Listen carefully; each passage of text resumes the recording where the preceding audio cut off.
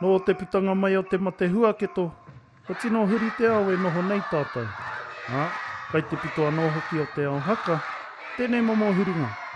O rongo puano koutou, Waitaha te ao Māori pia, kare noho pai tērā whakatau.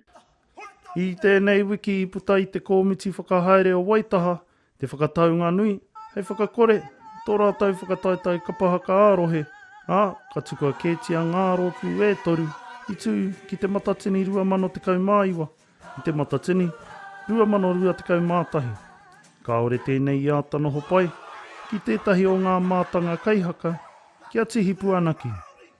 Muri te whakahui whakatau, I runga I tērā kia rāngona ngā mea, ngā whakaro, ngā mea reo kore. Ara etahi kāre I te tino whakai, ara etahi e whakamāna I te mea kua whaihua tō rātou kapa I tēnei whakatau. Engari, tōna toru haora pia mātou e āta wānanga I tēnei kaupapa, I te mutunga iho I tūkotahi mātou I runga I tēnei whakatau. Hei tā te māngai mō Waitaha, o te puari o te Matatini. Hei tā junior tana, e hara tēnei whakatau I te kōwhiringa ngāwari. Me whai whakaro ake ki ērā kapa,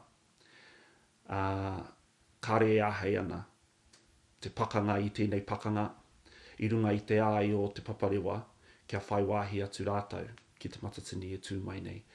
Engari, ki taku nei whakapai, koe nei te whakatau e tika ana mō enei tū āhuatanga. Aha kua rereke te whakaro, aha kua rereke waku whakaro, mai a rātou, mai a tātou, kāre waku ware mō ngā rāke te tū mai, I runga I ta koutou kaha whai te kaupapa Māori. Ko ngā rōpū e toru ka uru atu ki te Matatini, 2021, ko te ahi kāroa, ko te pautū māro, me ngā manu a tāne. He oi, kai te rere haere tonu te pātai, me nā rānei kātū tonu tēnei whakataitai nui o te motu.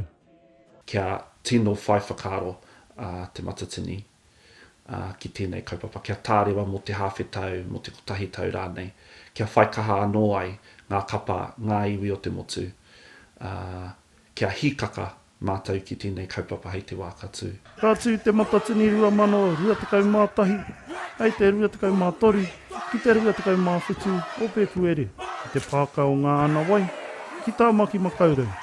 Tawhiri Rūrū, Tahu News.